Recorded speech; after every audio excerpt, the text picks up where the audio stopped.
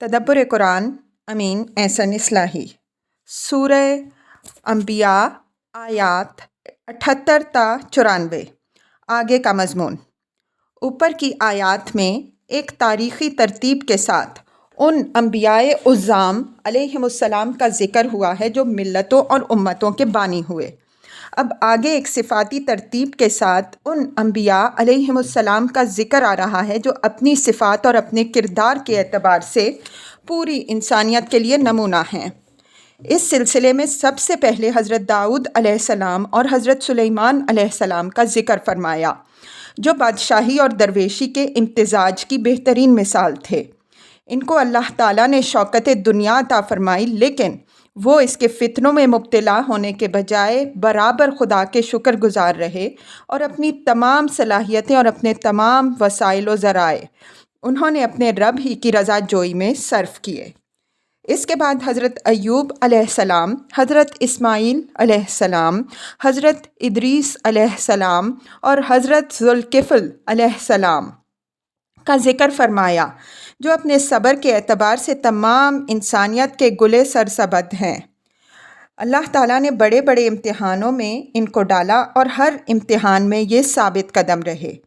اس کے بعد حضرت یونس علیہ السلام، حضرت زکریا علیہ السلام، حضرت مریم علیہ السلام کا ذکر ہے، جنہوں نے نہایت تاریک اور مایوس کن حالات کے اندر اپنے رب کو پکارا۔ اللہ تعالیٰ نے ان کی دعا قبول فرمائی اور ان کے لیے اپنی رحمت خاص سے ناممکن کو ممکن بنا دیا۔ ان انبیاء کرام کی زندگیوں میں ان مستکبرین کے لیے بھی درس ہے جو خدا کی نعمتیں پا کر خدا ہی سے اکڑ رہے ہیں، اور پیغمبر صلی اللہ علیہ وسلم اور آپ صلی اللہ علیہ وسلم کے مظلوم صحابہ رضی اللہ عنہم اجمعین کے لیے بھی درس ہے، جو آزمائش کے ایک نہایت ہی نازک دور سے گزر رہے تھے اور جن کو سامنے کی راہ بالکل اندھیری نظر آ رہی تھی۔ اس روشنی میں آگے کی آیات تلاوت فرمائیے۔ اعوذ باللہ من الشیطان الرجیم، بسم اللہ الرحمن الرحیم۔ وَدَاوُودَ وَسُلَيْمَانَ إِذْ يَحْكُمَانِ فِي الْحَرْثِ إِذْ نَفَشَتْ فِيهِ غَنَمُ الْقَوْمِ وَكُنَّا لِحُكْمِهِمْ شَاهِدِينَ فَفَهَّمْنَاهَا سُلَيْمَانَ وَكُلًّا آتَيْنَا حُكْمًا وَعِلْمًا وَسَخَّرْنَا مَعَ دَاوُودَ الْجِبَالَ يُسَبِّحْنَ وَالطَّيْرَ وَكُنَّا فَاعِلِينَ وَعَلَّمْنَاهُ صَنْعَةَ لَبُوسٍ لَكُمْ لِتُحْصِنَكُم مِّن بَأْسِكُمْ فَهَلْ أَنتُمْ شَاكِرُونَ۔ وَلِسُلَيْمَانَ الرِّيحَ عَاصِفَةً تَجْرِي بِأَمْرِهِ إِلَى الْأَرْضِ الَّتِي بَارَكْنَا فِيهَا وَكُنَّا بِكُلِّ شَيْءٍ عَالِمِينَ۔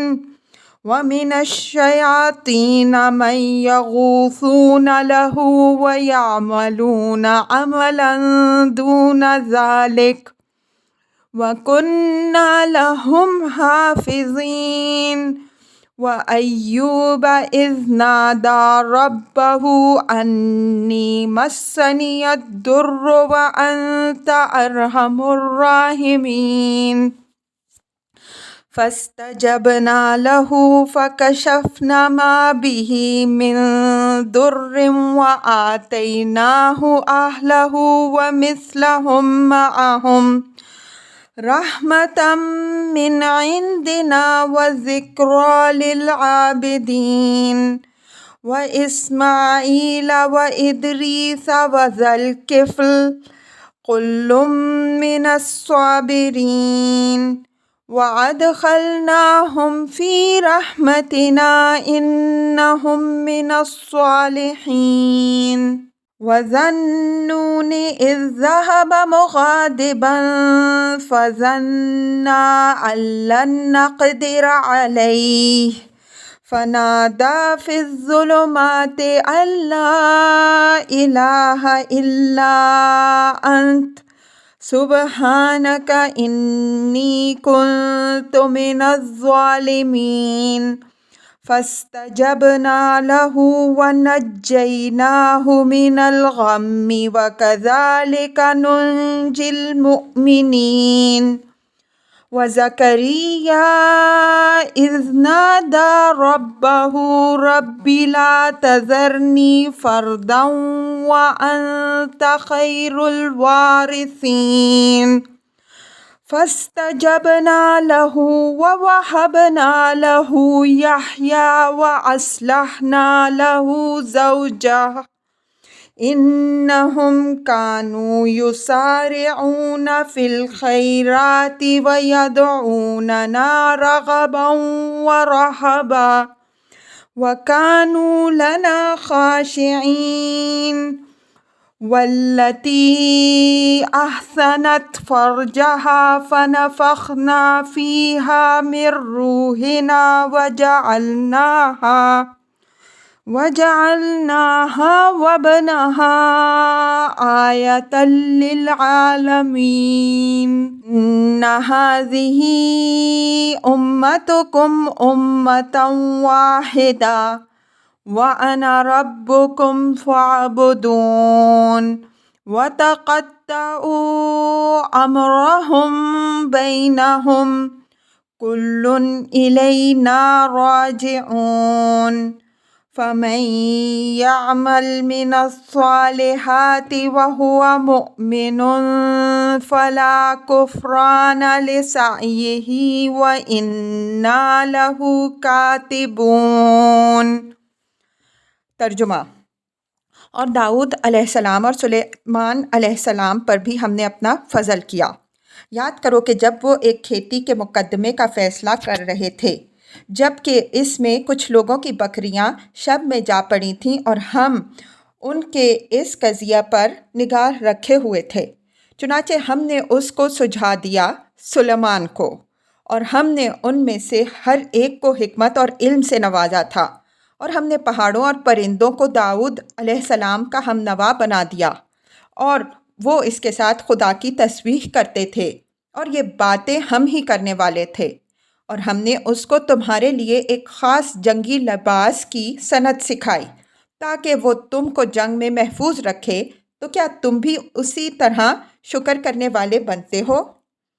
اور ہم نے سلیمان علیہ السلام کے لیے باد تند کو مسخر کر دیا جو اس کے حکم سے اس سرزمین کی طرف چلتی تھی جس میں ہم نے برکتیں رکھی تھیں، اور ہم ہر چیز سے باخبر تھے، اور شیاطین میں سے بھی ہم نے اس کے لیے مسخر کر دیے تھے جو اس کے لیے سمندروں میں غوطے لگاتے تھے اور اس کے علاوہ دوسرے کام بھی کرتے تھے، اور ہم ان کو سنبھالنے والے تھے۔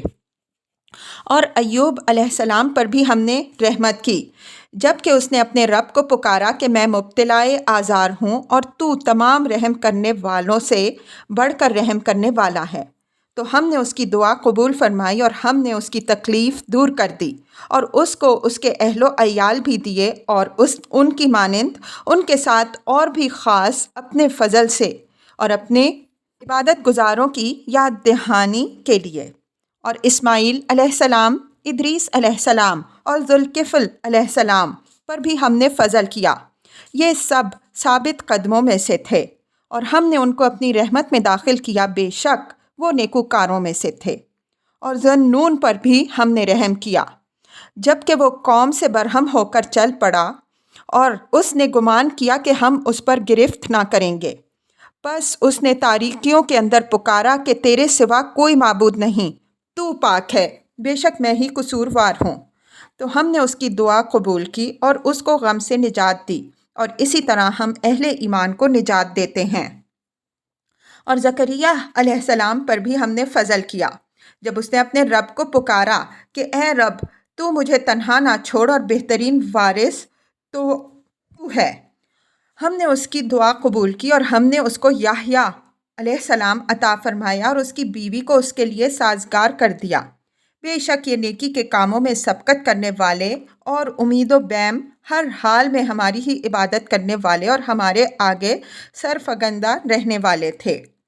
اور اس پاک دامن بیوی پر بھی ہم نے اپنا فضل کیا جس نے اپنے اندیشہ کی جگہ کی حفاظت کی، تو ہم نے اس کے اندر اپنی روح پھونکی اور اس کو اور اس کے بیٹے کو دنیا والوں کے لیے ایک نشانی بنا دیا۔ یہ تمہاری امت ایک ہی امت ہے اور میں ہی تمہارا رب ہوں، تو میری ہی عبادت کرو۔ اور انہوں نے اپنا دین ٹکڑے ٹکڑے کر ڈالا، ہر ایک کو ہماری طرف لوٹنا ہے۔ تو جو نیک عمل کرے گا اور وہ ایمان پر بھی ہوگا، اس کی صحیح رائے گا نہیں جائے گی، ہم اس کے لیے اس کو لکھ رکھنے والے ہیں۔ الفاظ کی تحقیق اور آیات کی وضاحت۔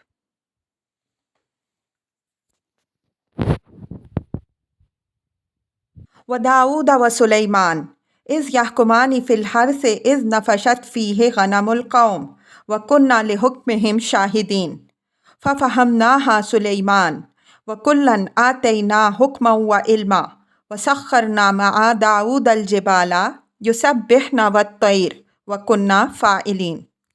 داؤد علیہ السلام اور سلیمان علیہ السلام یہاں اسی طرح منسوب ہیں جس طرح اوپر نوحن منسوب ہے، یعنی سیاق کلام کی روشنی میں کوئی فعل محذوف مانیں گے۔ ہم نے ترجمے میں اس محذوف کو کھول دیا ہے۔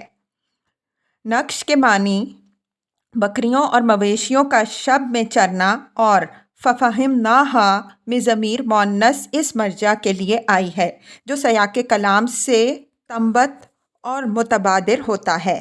اس کی مثالیں پیچھے گزر چکی ہیں۔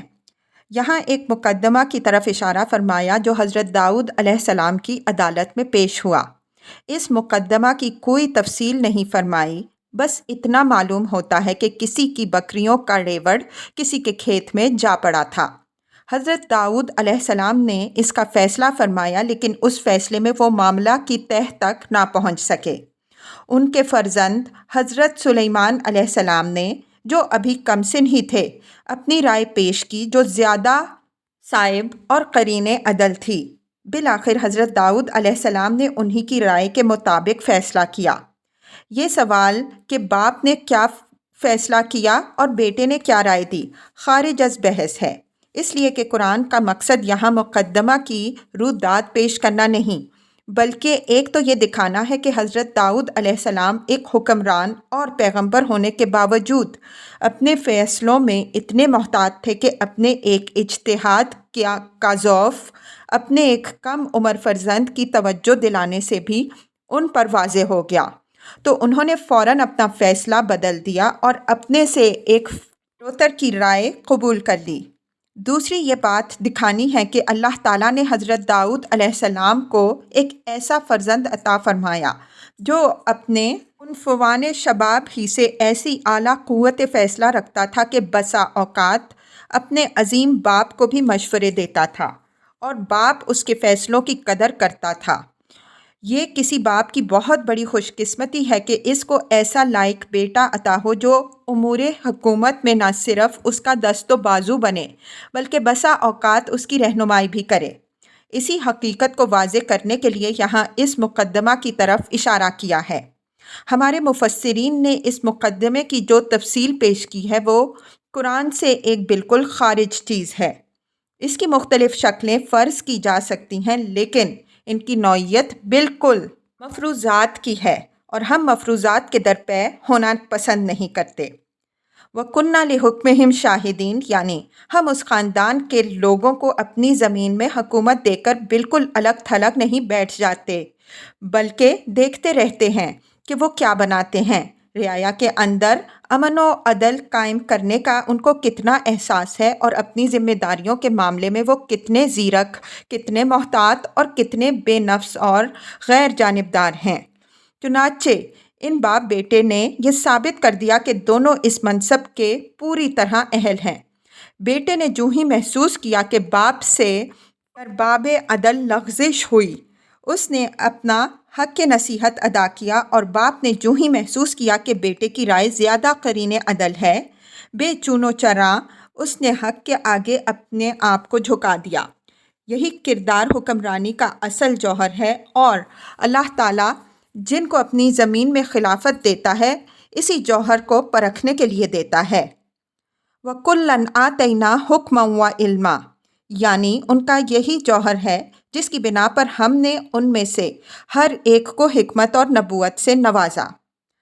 وَسَخَّرْنَا مَعَ دَاوُودَ الْجِبَالَ يُسَبِّحْنَ وَالطَّيْرَ، یہ حضرت داؤد علیہ السلام کی درویشی کی طرف اشارہ ہے کہ ایک طرف تو ہم نے ان کو تخت حکومت پر بٹھایا، وہ پوری بیدار مغزی اور بے نفسی کے ساتھ رعایا کے اندر امن و عدل قائم کرتے تھے۔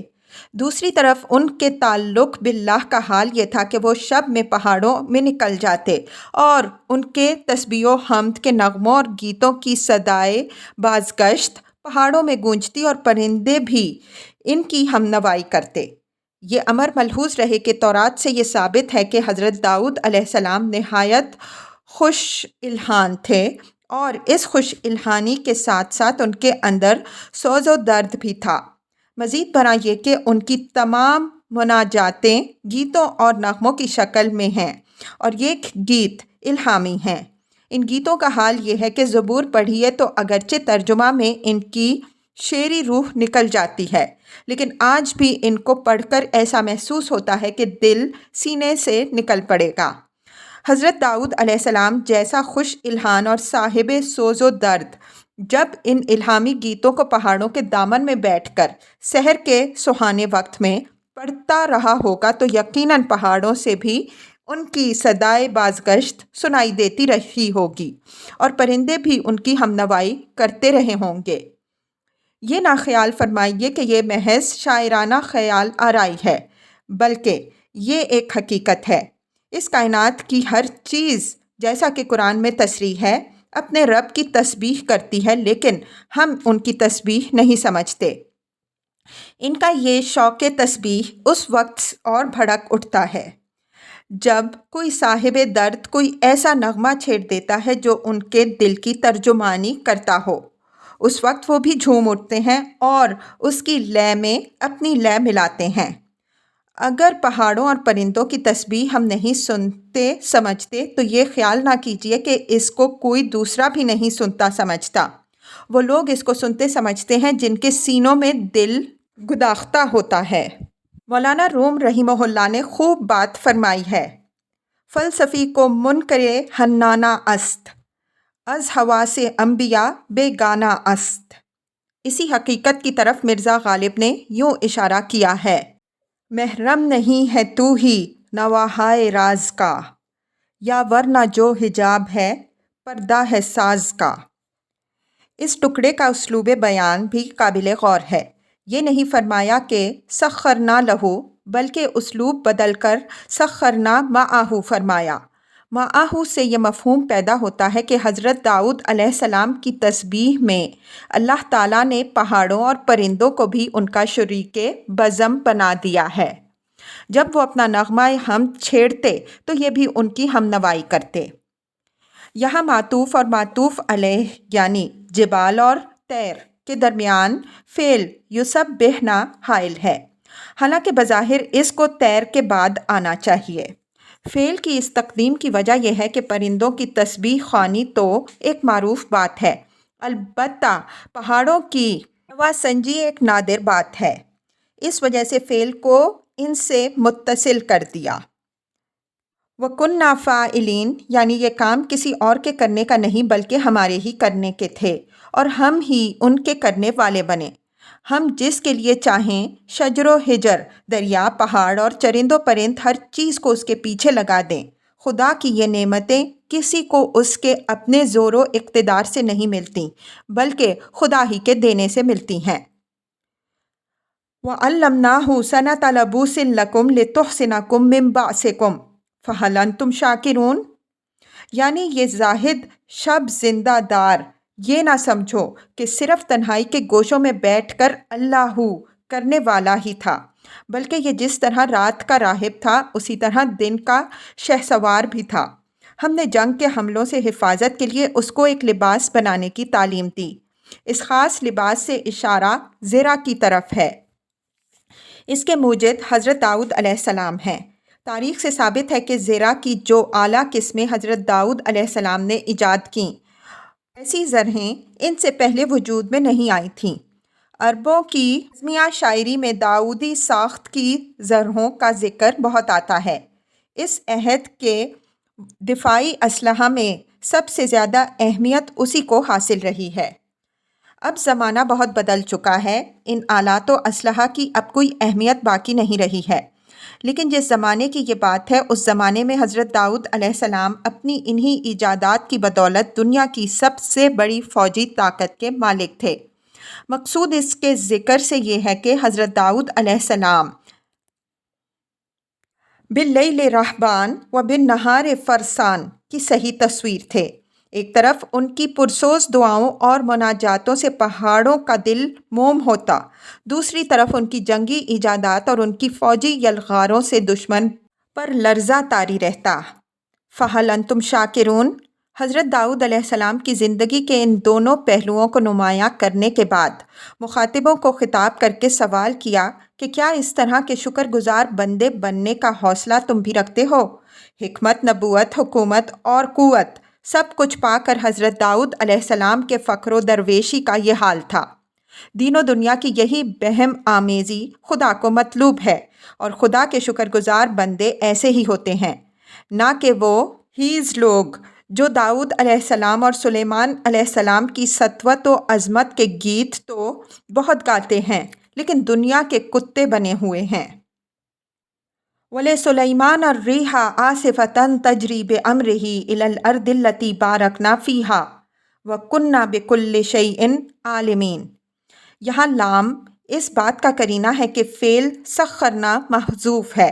سخرنا لہو کا مفہوم ہم اس کے مقام میں واضح کر چکے ہیں کہ لام کے صلہ کے ساتھ یہ لفظ کسی شے کو کسی کی خدمت میں لگا دینے کے معنی میں آتا ہے، یعنی ہم نے تند ہواؤں کو بھی مسخر کر کے سلیمان علیہ السلام کی خدمت میں لگا دیا۔ تاریخوں سے معلوم ہوتا ہے کہ حضرت داؤد علیہ السلام کی بری قوت تو بہت تھی، لیکن ان کی حکومت کی بحری قوت میں بے مثال ترقی حضرت سلیمان علیہ السلام کے عہد میں ہوئی۔ انہوں نے ایسے بادبانی جہاز ایجاد کیے جو ہندوستان اور مغربی جزائر تک سفر کرتے تھے۔ ان کا بحری بیڑا وقت کا سب سے زیادہ طاقتور بیڑا تھا۔ بحر احمر میں اس کا مرکز ترسیس تھا جو خلیج عقبہ میں واقع تھا، اور بحر متوسط میں سور، طائر اور یافا کی بندرگاہیں۔ اس زمانے تک سمندری ہواؤں کو کنٹرول کرنے کا ذریعہ بادبان ہی تھے۔ یہی بادبان جہازوں کے لیے انجن کا کام دیتے تھے۔ حضرت سلیمان علیہ السلام نے ایسے بادبان ایجاد کیے جو تند ہواؤں میں بھی جہاز کی آمد و رفت میں خلل واقع نہ ہونے دیتے، جو وہ اپنی معینہ سمتوں میں موافق و ناموافق ہر قسم کی ہوائیں اپنے لمبے لمبے سفر بے خوف و خطر جاری رکھتے۔ یہ چیز چونکہ خدا کی سکھائی ہوئی سائنس کا ثمرہ تھی، اس وجہ سے فرمایا کہ ہم نے سلیمان علیہ السلام کو تند ہواؤں میں مسخر کر دیا جو اس کے حکم سے چلتی تھیں۔ ارض التی بارکنا فیہا سے اشارہ فلسطین اور شام وغیرہ کے علاقے کی طرف ہے جو زرخیز ہونے کے سبب سے تجارتی نقطۂ نظر سے بڑی اہمیت رکھنے والے تھے۔ وَكُنَّا بِكُلِّ شَيْءٍ عَالِمِينَ بھی عینیہ یہی فقرہ معمولی تغیر کے ساتھ آیت 51 میں حضرت ابراہیم علیہ السلام کی شان میں وارد ہوا ہے۔ وہاں ہم اس کا مفہوم واضح کر چکے ہیں۔ مطلب یہ ہے کہ حضرت سلیمان علیہ السلام کی صلاحیتوں اور ان کے ظرف اور حوصلہ کو اچھی طرح جانتے تھے۔